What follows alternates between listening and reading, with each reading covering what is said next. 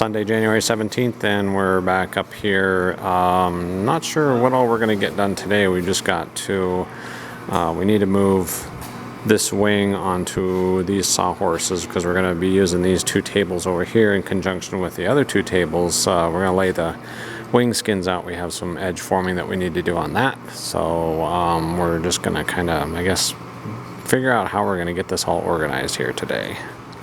We did a little bit of rearranging here. We're going to be getting ready to work on the skins. So we've got our tables back together. We've got our piece of plywood there in the middle on those sawhorses. So we've got a lot of room here that we can work on the skins. Moved our toolbox around, just rearranged a little bit. And we've got the wing structure on the other sawhorses. Now we've taken everything off of the top of the wing skins, and we're getting ready to get the first skin. Will be the top skin for this. We have to clean it. We have to do an edge form on it. We still have to go down and make that tool, make that edge forming tool. But we're going to get the skin out, get it cleaned, and take a look at it.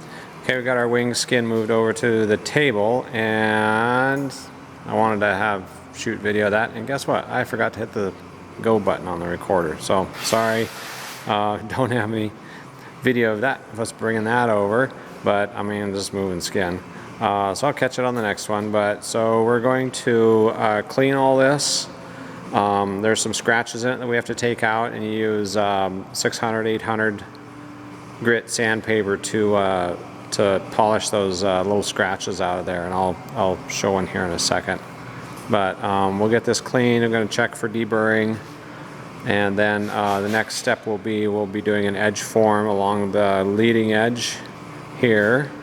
And this is the inside of the wing, so this actually will flip over when we put it on the top of the wing to rivet it on. So this side gets an edge form on it, and we'll flip it over when it's on the wing, and then that'll rivet on. So here's a scratch on the skin that you can feel it even without running your fingernail across the top of it. It's definitely a scratch there. So I'm just going to use some 800 grit on it. Got some 3M 800 grit sandpaper.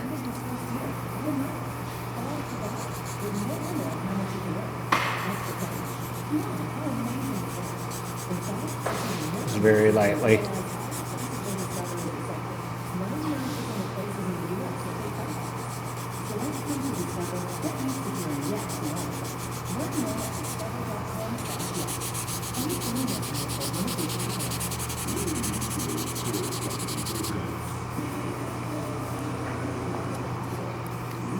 Yeah, so that's nice and smooth on there now.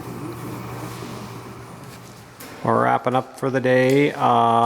We got as far as started making our edge forming tool, and probably one of the most frustrating things. You'd think this would be just a quick 5-minute job here, and we've got this.